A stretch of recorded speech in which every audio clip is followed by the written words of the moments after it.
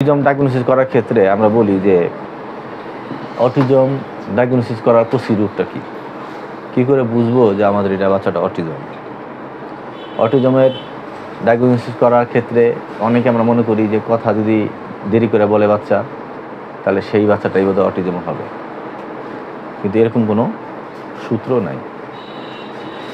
কোনো দেশে কোনো জায়গায় যদি অটিজম বলে থাকে যে অটিজম কোনোভাবে 3 বছরের আগে যদি সরকার কোনোভাবে ডিক্লেয়ার করে থাকে যে 3 বছরের আগে কোনো বাচ্চাকে অটিজম বলে ডিক্লারেশন দেওয়া যাবে না, যদি সরকার এরকম ঘোষণা দিয়ে থাকে তাহলে আমরা 3 বছরের আগে আমরা এরকমভাবে কিছু বলবো না। এটা সরকার কি আইনে গেছে আমাদের জানতে হবে। আচ্ছা, তাহলে অটিজম আমরা কীভাবে ডায়াগনোসিস করবো সেই বিষয়ে আজকে আমরা আলোচনা করার চেষ্টা করতেছি। মনে রাখতে হবে যে কথা একমাত্র উপায় না। তাহলে অটিজমের পদ্ধতি কি? অটিজম পদ্ধতি হচ্ছে একটা বাচ্চার যেই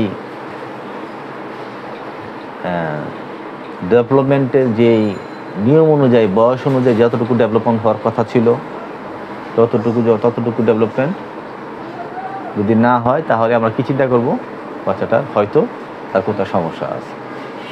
অটিজম বলবো না, কিন্তু দেরি হচ্ছে বা ডিলে হচ্ছে এটা আমরা বুঝতে পারছি। আচ্ছা, ব্যাপারটা এরকম, ধরো একটা বাচ্চা 6 মাসের একটা বাচ্চা সে কি চাইবে?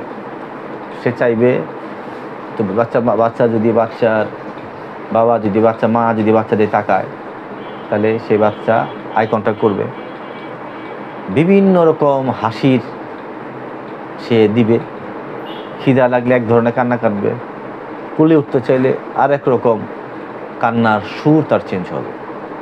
এটাই হচ্ছে নর্মাল। এখন বাচ্চা 6 মাসের বাচ্চা সে চোখে তাকায়ও না, কান্নার কোনো রেসপন্সও নাই, কাতো হইতে পারে না, উপরু হইতে পারতেছে না, চুপচাপ একটা নিথুরভাবে বসে আছে। তখনই আমাদের বুঝতে হবে যে এই বাচ্চাটা হয়তো তার কোথাও সমস্যা তার দেখা দিচ্ছে। তখন আমরা সন্দেহ করব যে সে হয়তো তার নিউরো ডেভেলপমেন্টাল কোথাও সমস্যা হচ্ছে। তখনই আমরা আমাদের এই ব্যবস্থাপনা, আমাদের চিকিৎসা পদ্ধতি আমরা চেষ্টা করতে থাকব এবং আমাদের থেরাপি বলো, আমাদের ইন্টারভেনশন আমরা শুরু করব। তখন থেকে শুরু করে দেব। যত আগে আমরা এই ইন্টারভেনশন শুরু করব তত এই বাচ্চাটার উন্নতি সাধন হবে। যত দেরি করব ততই তার বাচ্চার উন্নতি ব্যাহত হবে। ঠিক আছে? এরপরে আমরা আমরা স্পিচ দেখব, তার অন্য কমিউনিকেশন দেখব, তার সোশ্যাল বিহেভিয়ার দেখব। দেখার পর আমরা কি করব, DSM-5 এই থিওরি অ্যাপ্লাই করব। এরপরে আমরা ADOS-2তে আমরা অ্যানালাইসিস করে আমরা বাচ্চাটাকে প্রপারভাবে ডায়াগনোসিস করে আমরা টু দ্য পয়েন্টে আমরা আগাবো। তাহলে আমরা বলতে চাচ্ছি যে অটিজম সুস্পষ্ট ডিক্লারেশন খুব কঠিন কাজ। এটা আমরা কেউ ডিক্লারেশন দিব না, শুধু আমরা সাসপেক্ট করব। আমরা বিষয়টা নিয়ে আমরা অ্যানালাইসিস করে একটা ধারণা করে আমরা চিকিৎসা শুরু করব, বাট ঘোষণা দিব না। কারণ এই ধরনের শব্দ বাচ্চার বাবা মারা সহজে মেনে নিতে চায় না, মানতে চায় না। বাচ্চার বাবা মার অনেক সমস্যা। বাবা মারা সবসময় 3টা জিনিস মানতে চায় না, মানতে পারলে ভালো, মানতে চায় না। সেটা হইলো, আমার বাচ্চাটা কেন এরকম হইল, আমার সাথেই বা কেন এরকম হইলো, আমি কি অন্যায় করছি।